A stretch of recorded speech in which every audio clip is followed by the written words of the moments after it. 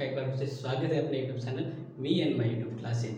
आज हम पढ़ेंगे एनसीईआरटी के अकॉर्डिंग जो अपने राजस्थान 12th बोर्ड के जो एग्ज़ाम होंगे तो उसमें अब की बार एनसीईआरटी का पैटर्न लिया गया है, ठीक है ना। तो अपना ये फर्स्ट लेसन पॉलिटिकल साइंस के फर्स्ट लेसन का सेकंड पार्ट है और इसमें हम इस लेसन का जो नाम है वो आपको पता रखना है, राष्ट्र निर्माण की चुनौतियाँ, ठीक है ना। अब ये थोड़ा अगर आपको नहीं पता फर्स्ट पार्ट में बता देता हूँ कि क्या हुआ कि जब एक भारत पूरा एक था तो इसका डिवाइडेशन हो गया, ठीक है ना। तो एक तरफ मान लीजिए पाकिस्तान हो गया और एक तरफ हो गया भारत। तो इस तरह से जब भारत के टुकड़े हो गए तो भारत के सामने एक बहुत ही या कह सकते बहुत सारी समस्या सामने आ गई जो एक राष्ट्र को रखने एक राष्ट्र को बनाए रखने के लिए जरूरी होता है। तो इस लेसन में यही बताया गया है कि जो एक राष्ट्र को बनाए अच्छे से तो उसके लिए क्या क्या मौजूदा वातावरण होना चाहिए, क्या क्या कंडीशन होनी चाहिए ताकि देश का अच्छे से निर्माण हो सके। लेकिन जब देश आज़ाद हुआ तो उस समय भारत का विभाजन भी हुआ था। जिस समय भारत का विभाजन हुआ, ठीक है ना, तो उस समय की जब हम बात करें तो 14-15 अगस्त 1947 को उस समय लोगों को पता ही नहीं था और जैसे विभाजन हुआ तो जो लोग जहाँ रह रहे थे वह वहाँ से पराये हो गए। मान लीजिए कुछ मुस्लिम है जो हिंदुस्तान के इस साइड एरिया में रह रहे थे, ठीक है ना, भारत की साइड। अब वो पाकिस्तान अलग हो गया तो मुस्लिम धर्म के आधार पर विभाजन हुआ था तो वो फिर यहाँ पे जाएंगे यानी घर बार छोड़ के जाना पड़ेगा। तो एक ही झटके में उनका सब कुछ समाप्त हो गया यानी पाँवों से जमीन खिंचक गई थी। तो इस तरह से इसने यानी पाकिस्तान ने जो मुस्लिम लीग थी उसने धार्मिक आधार पर द्विराष्ट्र सिद्धांत को बढ़ावा दिया और ये विभाजन हुआ। इसके साथ साथ ही अंग्रेजों ने भी फूट डालो राजगृह की नीति अपनाई थी और जिसके तहत आपको पता होगा कि उन्होंने लोगों को आपस में क्या करते ये भड़का दिया। और अब जब वो चले गए तब उन्होंने कहा कि भारत और पाकिस्तान दो अलग राष्ट्र होंगे और जो राज्य अलग भारत के साथ जुड़े हुए थे रियासत, ठीक है ना, देसी रियासत, तो उनको कहा कि आपकी इच्छा के अनुसार आप इन दोनों में किसी में भी शामिल हो सकते हो या अलग हो सकते हो। तो इस तरह से उन्होंने जाते जाते भारत के पूरे टुकड़े कर दिए थे। अब ये हुआ कि भारत के सामने सबसे बड़ी चुनौतियाँ क्या थी। पहली चुनौती थी राष्ट्र की एकता बनाए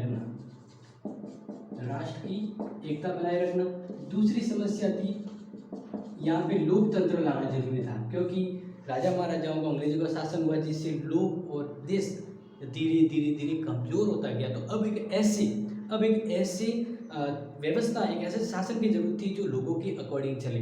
तो अब इस तरह से अगर देखा जाए तो लोकतंत्र ही एक ऐसा शासन है जिसके द्वारा लोगों को अधिकार मिलते हैं, वह पूरी तरह से सफल होकर काम करते हैं क्योंकि उन सभी लोगों के द्वारा ही तो लोकतंत्र चलता है। तो इस तरह से लोकतंत्र की स्थापना करना, ठीक है। और तीसरा था एक समाज की स्थापना करना और समाज कैसा हो, समानता पर आधारित। और जैसा कि आपको पता है राजा महाराजाओं के टाइम में कुछ सवर्ण कास्ट कह सकते हैं यानी कुछ ऐसा एक स्टैंडर्ड बन गया कि उच्च कुल के ही संपन्न माने जाते थे, बाकी की हालत बहुत ही खस्ता थी यानी उनको रोजी रोटी खाना भी नहीं मिलता था और बाकी राजकाट से जुड़े हुए यानी जो रॉयल फैमिली होती थी या जो इनका स्टैंडर्ड होता था वो मज़े से रह रहे थे। तो यहाँ पे समाज भी एक तरह से दो हिस्सों में था, ठीक है ना। एक तरफ तो रेस्पेक्टफुल सम्मानित और कह सकते हैं कि पैसे वाले, दूसरी तरफ गरीब तो और गरीब थे। अब इस तरह से जब अंग्रेजों का शासन आया तो उन्होंने भी इसको और खाई को और ज़्यादा गहरा कर दिया यानी कुछ लोगों को तो टाइम पे खाना भी नहीं मिलता था और कुछ ऐसे थे जो मस्ती से रहते थे। तो इस तरह से अब व्यवस्था ये थी कि एक ऐसा समाज हो जिसमें भेदभाव नहीं होना चाहिए, अमीरी गरीबी जैसा जो ये डिफरेंसेस इसको कम करें और एक ऐसा समाज बनाए जहाँ पे हर एक भले उच्च जाति का और निम्न जाति का सभी को बराबर दर्जा दिए जाए। तो ये करना जरूरी था। अब देखो ये तीन समस्या आपको पता है लेकिन ये पता होना चाहिए कि ये समस्या है वो उस समय की है और उस समय इस समस्याओं को दूर करना और ये व्यवस्था लाना इम्पॉसिबल सा हो रहा था क्योंकि देश पूरी तरह से टुकड़ों में बढ़ गया था। जैसे आपने एग्जाम्पल में देखा होगा, आपने मूवी में देखा होगा, जो गदर मूवी में ट्रेन का जो सीन होता है उसमें कितनी खतरनाक मारधाड़ हो रही है और हिंदू मुस्लिम एक दूसरे को मारने पर उतार होते हैं। उस समय कहा जाए कि भाइयों एक रहो, तो जो कहने वाला है उसकी वाट लग जाती है। तो अब मान लीजिए कि सब जगह से कुछ ऐसे भारत में राज्य थे वो खुद तो भारत से अलग ही रहना चाहते थे, क्या करना चाहते थे, अलग।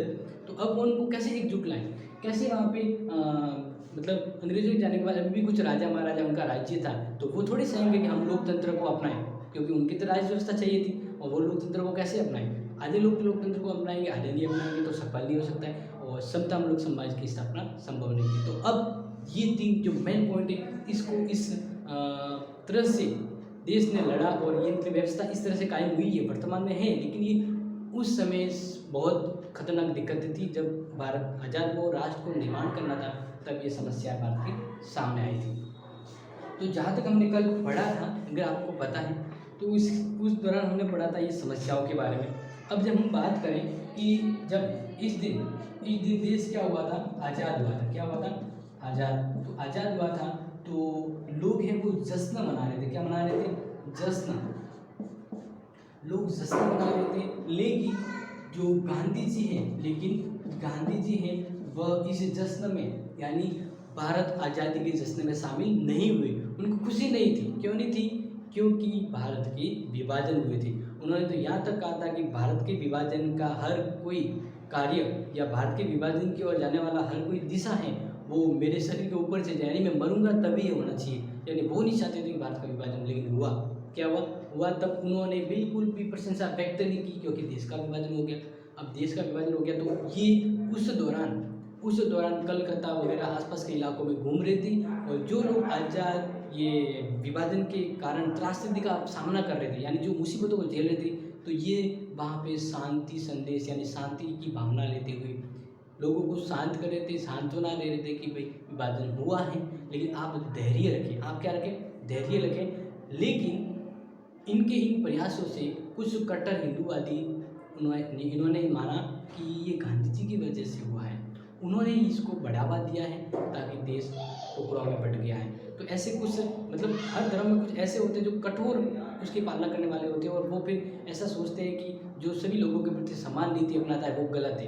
तो इस तरह से महात्मा गांधी भी उन्हीं लोगों के शिकार हुए थे, जिन लोगों ने माना कि ये ऐसा गांधी जी की वजह से हुआ है, लेकिन ऐसा कहीं कहीं दूर तक नहीं दिखता है। वे समानता पर आधारित समाज और राष्ट्र की स्थापना करना चाहते थे, लेकिन लोगों की नज़रों में वो अखर गए। तो अब हम ये बात करें, अगले महीने गांधी जी दिल्ली पहुँचे, और वे बड़े पैमाने पर वहाँ पे हिंसा थी उसको देख नहीं पा रहे थे। उन्होंने मुसलमानों को गरिमापूर्ण जीवन दिलाए जाने के लिए बहुत प्रयास किए थे, लेकिन कुछ लोग हैं वो इनके इन कार्यों से प्रसन्न नहीं थे। तो गांधी जी के कामों को हर कोई खुश न हो, ऐसी बात नहीं थी। हिंदू मुसलमान दोनों ही समुदाय के अतिवादी अपनी स्थिति के लिए गांधी जी पर दोष मढ़ रहे थे। जो लोग चाहते थे कि हिंदू बदला ले, भारत में इसी तरह सिर्फ हिंदुओं को ही राष्ट्र बने, या हिंदू राष्ट्र बने, मतलब कुछ ऐसे थे जो कह रहे हैं कि पाकिस्तान में मुस्लिम राष्ट्र बना, जो हिंदू, मतलब भारत में हिंदू राष्ट्र बनना चाहिए, दूसरों के धर्मों को यहाँ पे एंटर नहीं करना चाहिए। लेकिन ऐसा नहीं था। भारत हमेशा समानता पर और सर्वधर्मिक व्यवस्था अपनाता रहा है। लेकिन फिर क्या हुआ कि जब ये ऐसे महान पुरुष जब किसी की अखंड लगे, जो किसी की संकीर्ण सोच की कारण बदौलत उनको एक दिन शहीद होना पड़ा, और ये दिन था जो मैं आपको बता देता हूँ। 30 जनवरी 1948 की बात कर रहे हैं, जब गांधी जी प्रार्थना स्थल पे जा रहे थे। उस समय एक हिंदू अतिवादी नेता था, जिसका नाम है नाथूराम गोडसे। इसने क्या कर दी? इसने गोली मार दी। और गांधी जी का वहीं देहांत हो गया। मतलब इस तरह से ये अपने ही प्रयासों से लोगों में अलग और आज़ादी के साथ साथ एक समानता और अहिंसक समाज की स्थापना करना चाहते थे, लेकिन कुछ लोगों ने इनका गलत मतलब समझा, और इन्हीं की वजह से इन्हें 3 गोलियां मारी गई। कितनी गोलियां मारी गई? नाथूराम गोडसे ने, इसने 3 गोलियां मारी। 3 गोलियों के मारे जाने के दौरान उसी समय उनकी तीक्ष्ण रूप में मौत हो गई, और इस तरह न्याय और सहिष्णुता का आजीवन समर्पित एक आत्मा का देहावसान हुआ। तो ये उस समय की घटना है जब हम आज़ादी के जश्न को और बंटवारे का दुख दोनों झेल रहे थे। अब हम बात कर रहे हैं, ये तो आपने यहाँ तक समझा, ठीक है ना, जो आपको समझ में आ गया होगा किस तरह की कंडीशन थी वहाँ पे। तो अब हम जब बात करें तो आपको ध्यान रखना है रजवाड़ों का विलय।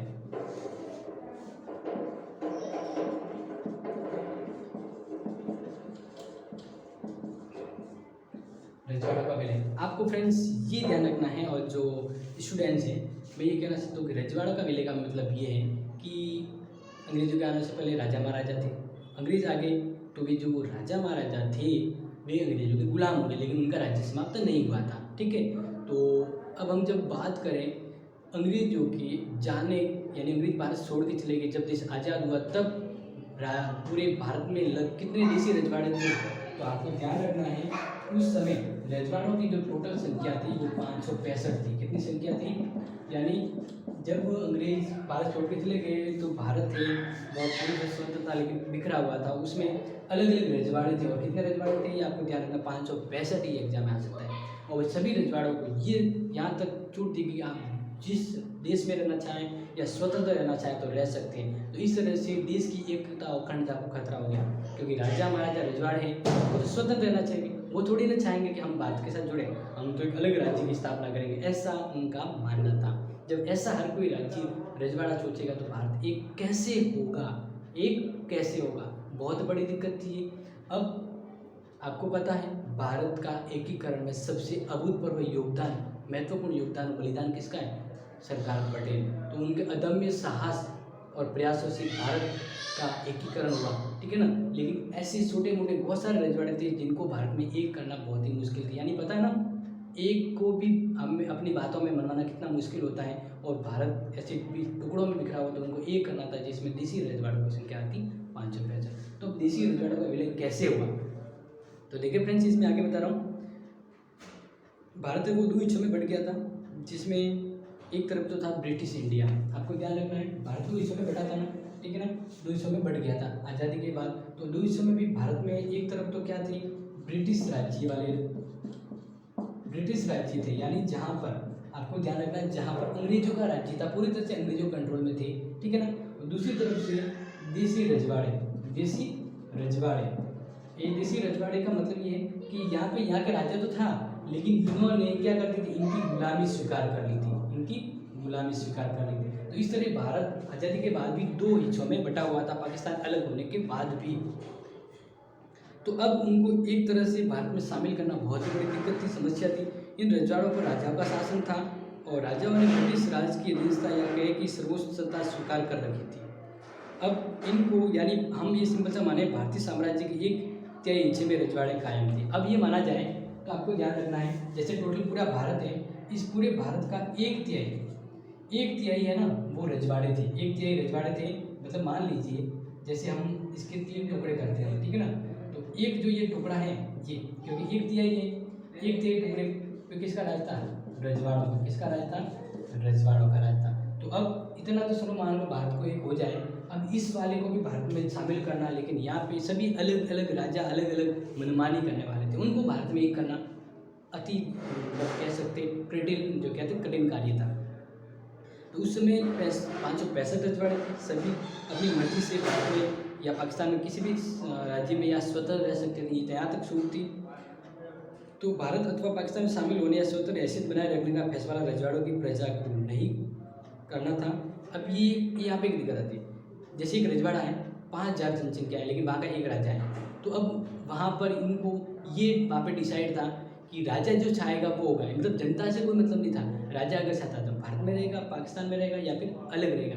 तो यहाँ पे सिर्फ राजा के ऊपर निर्भर था, जनता का कोई यहाँ पे उद्देश्य मूल्य या मत नहीं था। तो इस तरह से ये अव्यवस्थाएँ थी वहाँ पर, और इस तरह से सभी अलग सोचे, और भारत पाकिस्तान मन अलग एक राज्य की स्थापना करे तो भारत तो पूरा टूट जाएगा, बिखर जाएगा।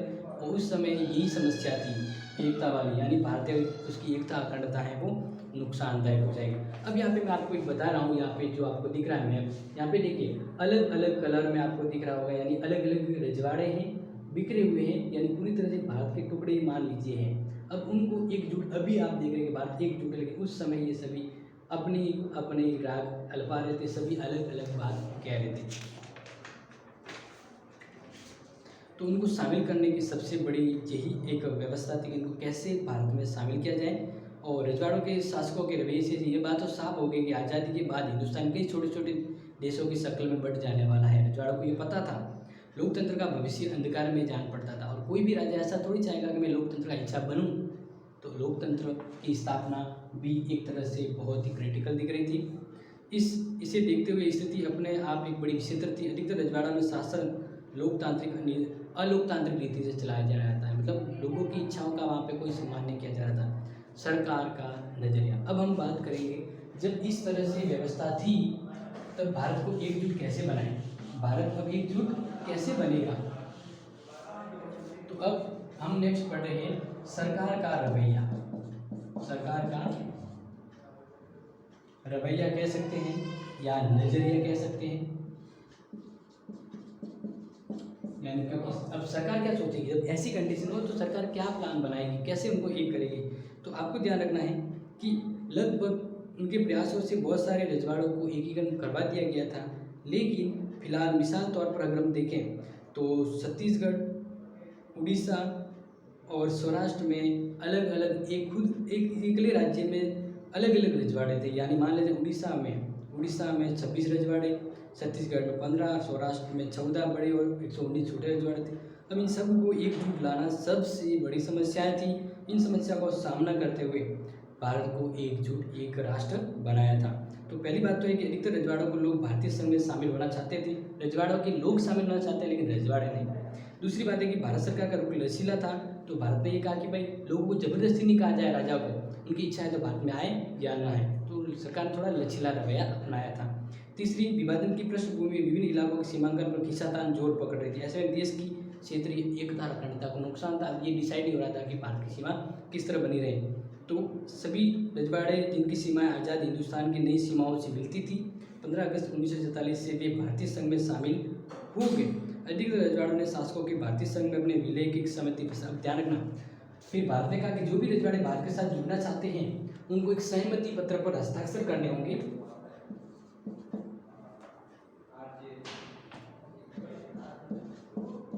इंस्ट्रूमेंट ऑफ एक्सेशन, यानी ये एक सहमति पत्र था। क्या था ये?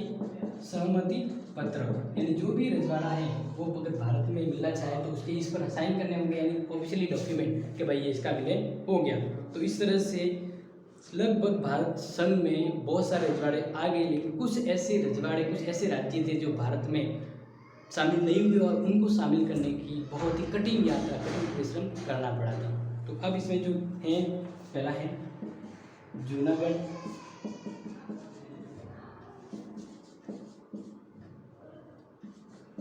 हैदराबाद और एक और है